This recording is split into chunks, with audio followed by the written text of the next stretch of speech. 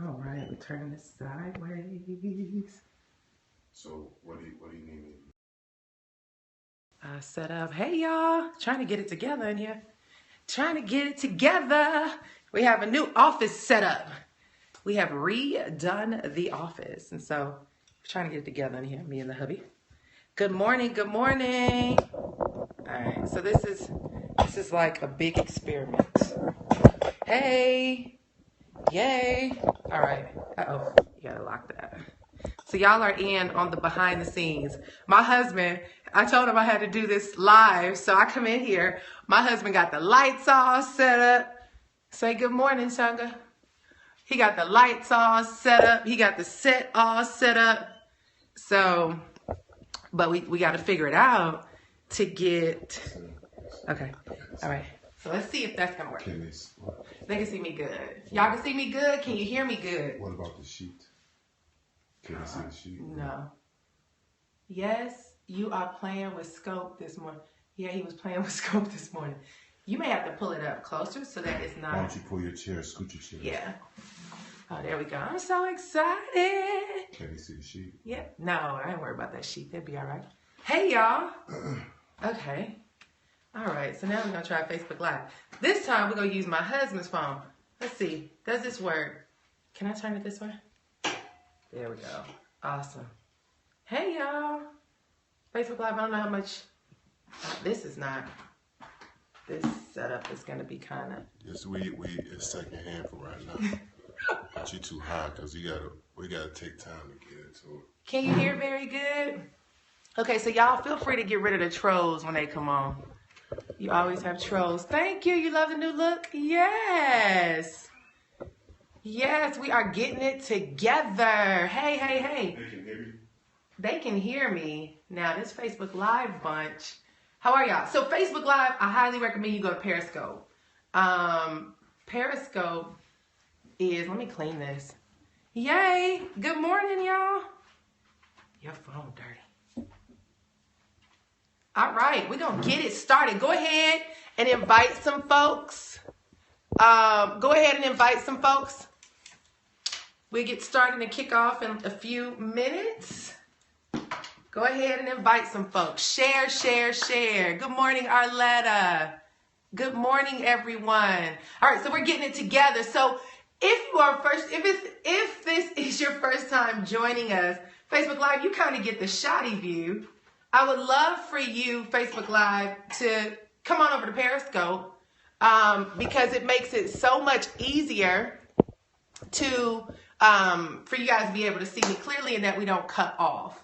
Then you guys are going to also get a side view because we're trying to bootleg the little setup over here. Hope it don't fall. But anyway, this morning, guys, I'm excited to bring to you, and just keep blocking them. Y'all listen, don't get them your energy. There's always going to be distractions around you. You got to focus on what matters most. And for me, that's talking to you guys this morning. We're getting rise, grind, and shine, finally organized, orchestrated, and whatever you want to call it. So as y'all see here, we got a new little setup in the background.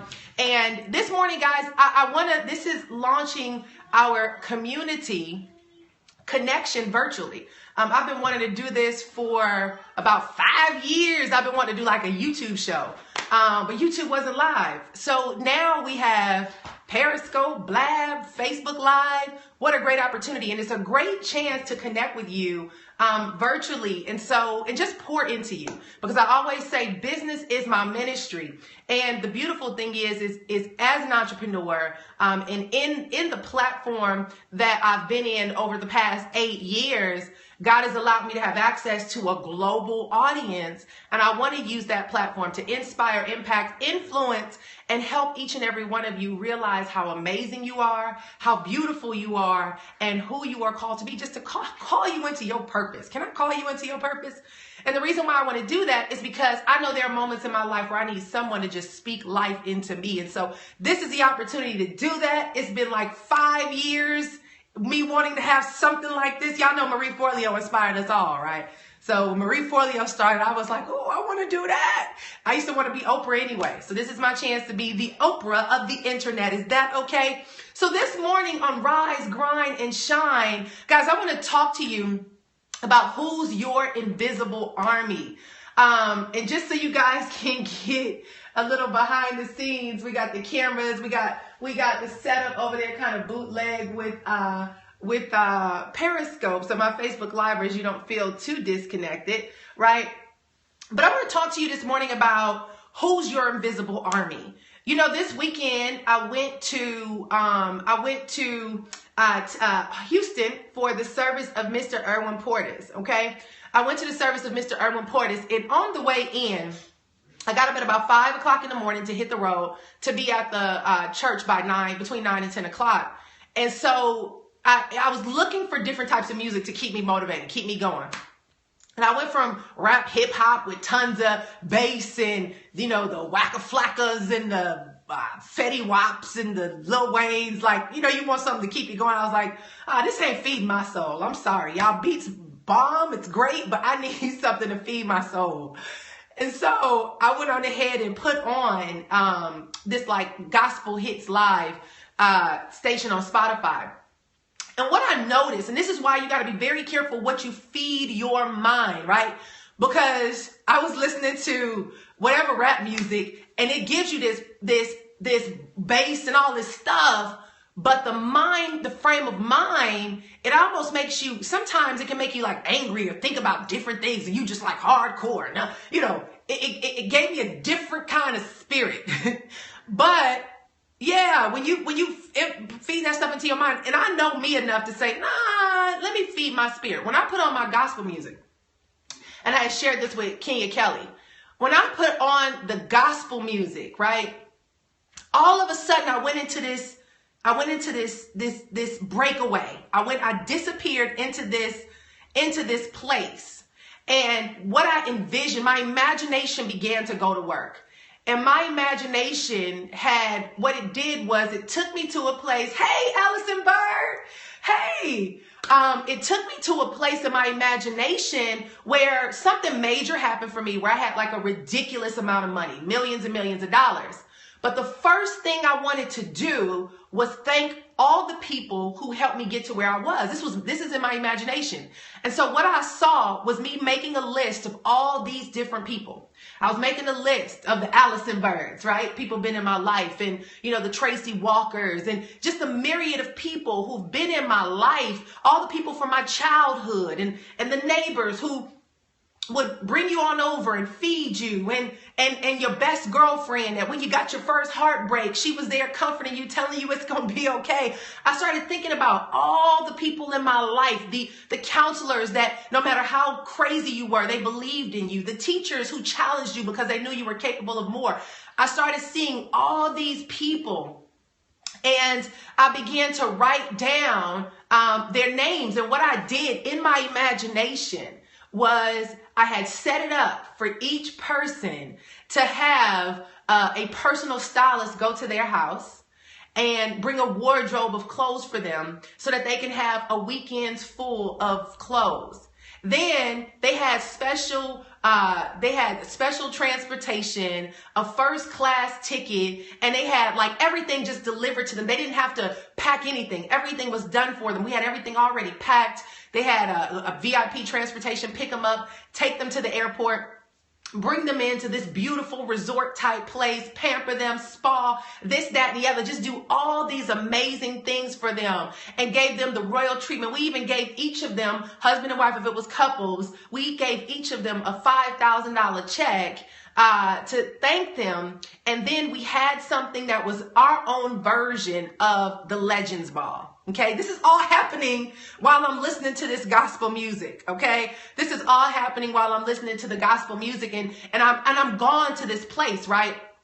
And so I began to see all the faces over the years that were behind me, that were pushing me and telling me, you can do it, you have what it takes. And they were sowing seeds and sowing seeds and sowing seeds and sowing seeds. And what we did is we had this Legends Ball for them, similar to what Oprah did many years ago. And we began to share what each one meant to us and what they've been able to do for us, and how, because of them, what we have accomplished as a community. And in that moment, when I began to have this visualization of that encounter and that experience, It was like God showed me that you have such an invisible army that you have to be careful that you don't forget people, because so many people over the years have been behind you that if you wanted to, in an instant, try to remember all those faces and places, you can't, because you had angels covering you your entire life. From the old lady named Sister Charles when you were 5 years old running around church, that when you went to her house, she always spoke into you about who you were in God. To the neighbor who was next door to you, that she was singing her gospel song, that even though she was singing on her own business, she was pouring in the word of God into your life from next door, because she has such a beautiful voice that it was feeding you and sowing into you next door. To the next door, the other neighbor who always wanted to be a lawyer. She wasn't able to, but she would come and grab you and pour into you and make sure that you applied for college and help you with your college letters and help you with your college applications and buy you your first briefcase to make sure that you were professional on your first interview and talk to you about how to wear a suit. To the other neighbor down the street, that when your behind got in trouble and got kicked out of school and your mama couldn't come and pick you up, guess what? She left her house to come get you and took you to McDonald's to feed you and say, Nikki, what's going on? Right? All of us have an invisible army behind us. You know, I think about my whole life when I got to college, and this young lady was next door to me in my dorm, and she would just slide scriptures underneath our door. Now, I'm from LA. I'm a little hood. I'm like, why she all nice to us? What she want? Why she keep giving us scripture? What's that about? Right? I didn't know. Just naive. She was an angel. And she turned out to be a really good friend. And so I think about all these, thank you, Kenya. I think about all these touch points in my life, that when you have them encounters with the one hater who wish you worse, right? When you have those encounters with the person that does not mean you any good, or the people who they can't wait for you to fail, or the people who rejoice when you fall apart, or the people who all they care about is seeing you lose, right? When you have the one encounter with that person or those people who are quote unquote haters, what I began to see was my invisible army rise up and look down at this person and say, how dare you try? You will not infiltrate the destiny of this young lady that we've built up over the years. There's no way, no how. You've got to go. And when I began to see that invisible army, what I realized is, oh my gosh, I must. It is imperative. It's a birthright that I live out my destiny. It's a birthright that I operate in the fullness of who I was born to be. It's a birthright that you do that.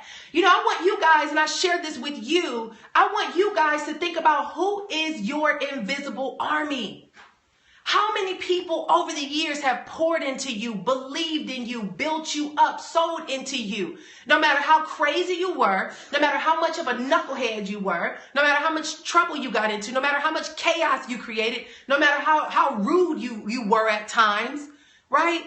How many people were behind building you up to say, I see who you are going to be. I see who you were born to be. I see who you are destined to be, and I'm going to love you in spite of. As a matter of fact, I'm going to love on you so much that you won't have all those walls cave in, and the real you is going to rise up, and it's going to melt away all the superficial things that aren't really you.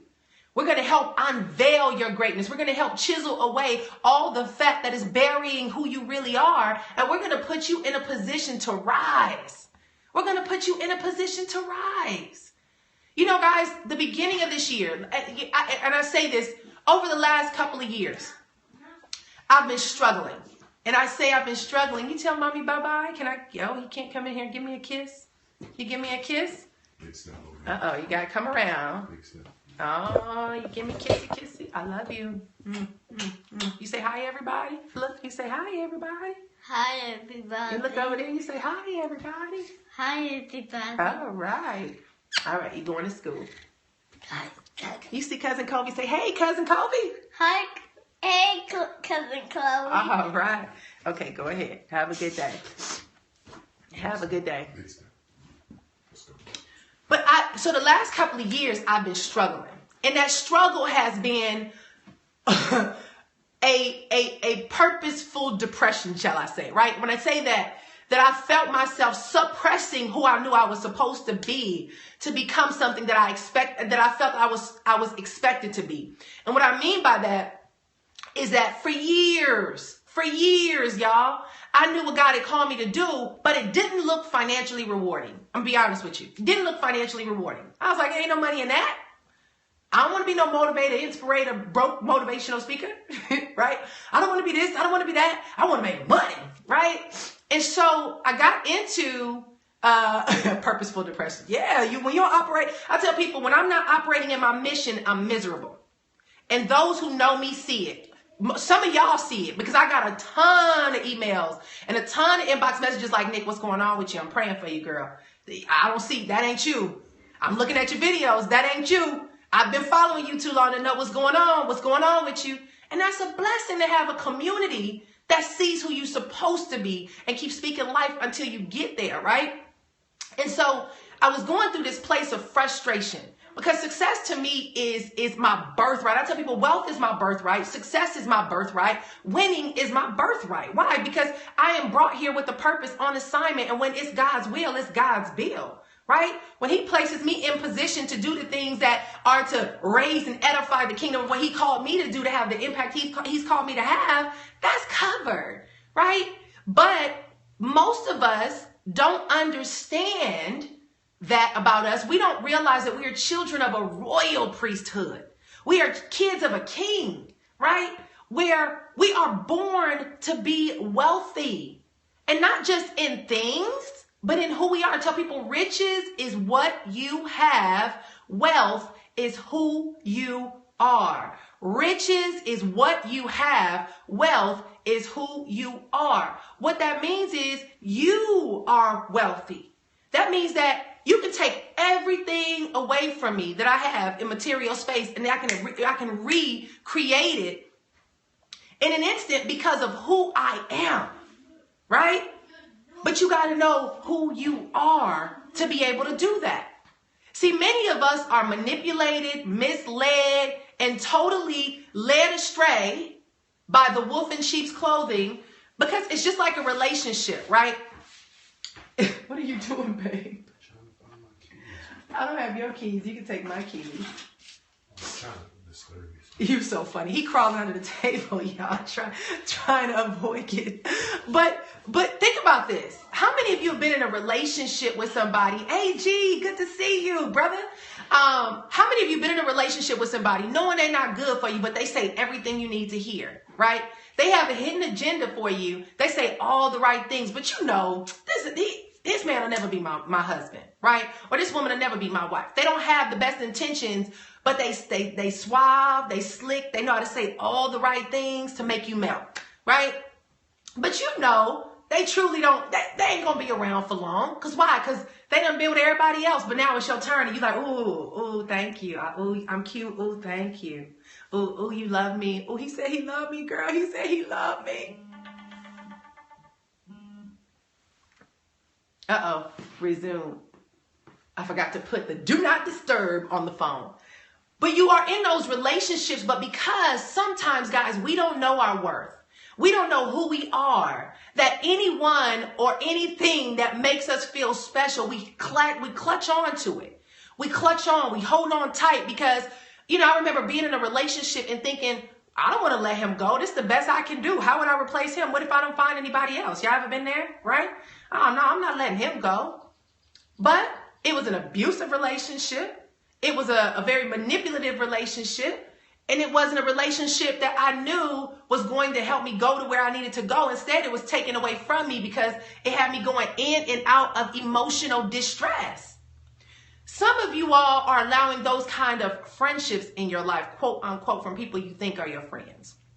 Some of you are calling people your mentors and your coaches or whatever you want to call them. And you know that if it's to their benefit, yep. But if it's not, nope. Right? Some of us are inviting people into our life that if we don't benefit what their agenda is, they will throw you to the wolves and leave you there.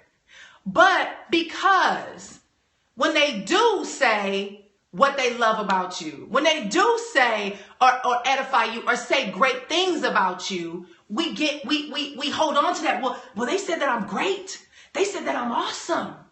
They say that I'm this. They say that I'm that. But I can't.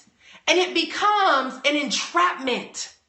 It becomes an entrapment. It's almost like a spider web. And you get in that web, and then a black widow is there to capture you. Bow, got you. And you don't know how to get out of that entrapment. And you've got to be at a place where you know how to build yourself up so that that black widow does not get a hold of your destiny. Listen, I've been there in relationships with men. I've been there in so-called friendships with people that, you need to let them go, but you keep holding on because you feel guilty or you feel loyal or you feel different things that you feel you got to attach yourself to. And God, it's almost like we set ourselves up to be abused. It's like you set yourselves up to be abused when you don't know your worth. When you don't realize who you are called to be. When you don't understand that you are wealthy. When you let the haters get into your life, when you let people tell you who you used to be and what you used to do and how you're not good enough for this, and girl, you need to go get some more degrees. Or girl, you can't do that yet. You ain't had a chance. You ain't made enough money yet to do that. Or girl, please, how you gonna do that? Ain't nobody gonna listen to you. Do you know? Remember back in the day when you used to remember the people that get in your life? Remember back in the day? Back in the day, I remember when you was knick-knack and you was just all hood. Now you too good. You bougie, right? And people that get into your ear trying to remind you of who you used to be. But you got to let people know who I used to be was a part of my destiny, and it allowed me to rise to where I am today. So I'm grateful for that stage in my life. But guess what? It positioned me to be where I am today. You see, many of you guys right now in this instant know what you're called to do, know where you're supposed to be, know exactly what your assignment is, but you keep blocking your own blessings by allowing the wrong vultures in your life. When in actuality, your invisible army is rooting for you all around you. I meant to finish the story because she popped on here, but I went through this whole little purposeful depression. And I say that not that I was depressed to want to take my life. I was depressed that I was allowing myself to miss the mark of my assignment. And I kept getting frustrated because I was attaching myself to making money and holding my destiny away from that, thinking that they couldn't be two of the same. It's like, do you got to choose marriage and family over success, right? That's the issue you go with after college. It's like, oh, I don't want to have a family yet because I want to be successful. And I used to think that. I waited to get married. I waited to have kids. I told my husband, I said, I don't want to have kids for 5 years because I want to have everything all together. Well, guess what? My daughter came a week after our 5th anniversary. And by that time, I had gotten it all together and lost everything. We lost the houses, the cars. We were completely broke, flat out, bankrupt, foreclosed. We had accumulated everything and it was all gone. And then God said, here's your child. Here you go. You had your success. Are you ready? Are you ready? Right? The reality was, I didn't think that I can be successful and a mom.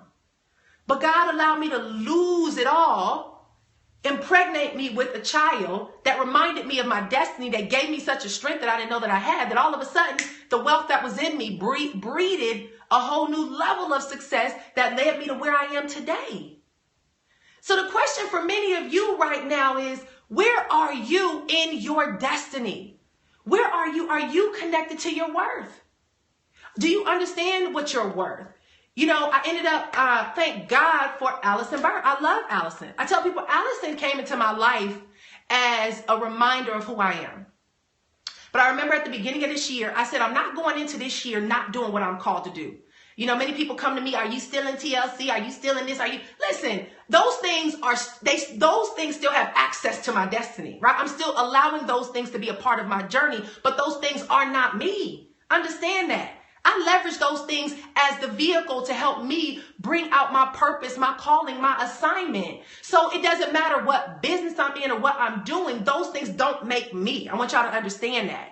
And so what I had to say was, I'm going to go in a retreat to get clear on how I need to perform in my existence in this world that I'm in today. And I needed to get clear on where my direction was. What was my destiny? Where do I go? And how do I do it? And, it wasn't about the money. It wasn't about a rank. Look, everybody can run their little lives all the way up the chain for whatever it is that they want to do. But I'm not going to allow other people's chase to dictate my journey. And so I took a retreat. And this young lady has been in my life for years. In and out, like a little angel. Another one of my invisible army. And I saw an event happening at the beginning of the year. And I went to the event because Allison was speaking. And when she got there, I just gripped her hand. I was like, I need help. And she was like, tell me, how can I serve you? I was like, I don't know. I just need help.